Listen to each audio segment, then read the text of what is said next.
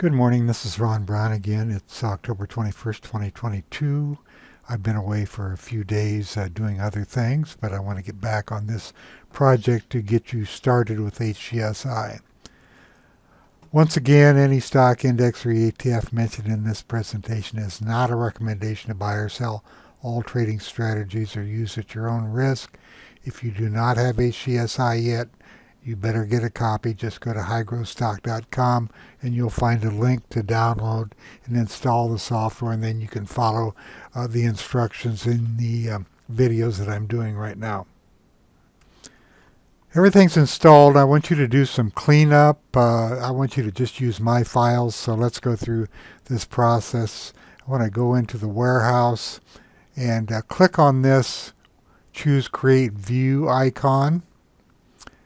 And I'm going to delete everything but my new files, and my new files are starter scans. So let's just get rid of this confusion. I'm going to delete everything. I'll just click on each one, or click on delete and then hit yes on my keyboard, and just leave my starter scans only. Then cancel that. Going to do the same thing with the charts. Click on the Choose Create View icon. Going to delete everything. Oops, I don't want to delete that. I want my starter charts.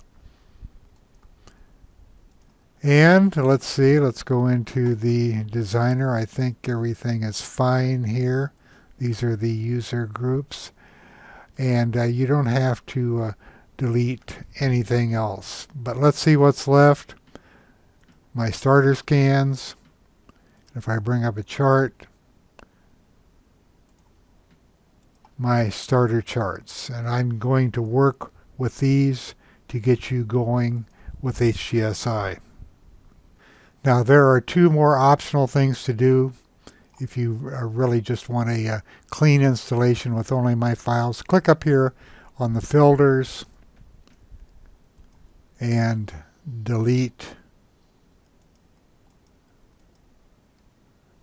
all filters but my filters.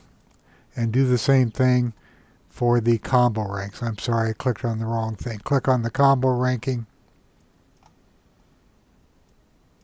Go to the top.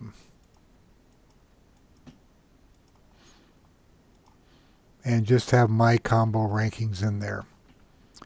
And I'll explain what these combo rankings do as we go along. This way you will have a setup which contains only my files. Now once all that's done, I suggest that you do a backup. Just click on backup and follow the instructions. Say okay.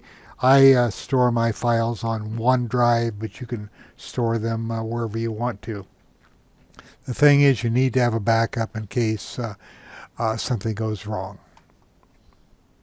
That's it for this video. I'll come back with another video and get you started on how the program works and how you can find candidates.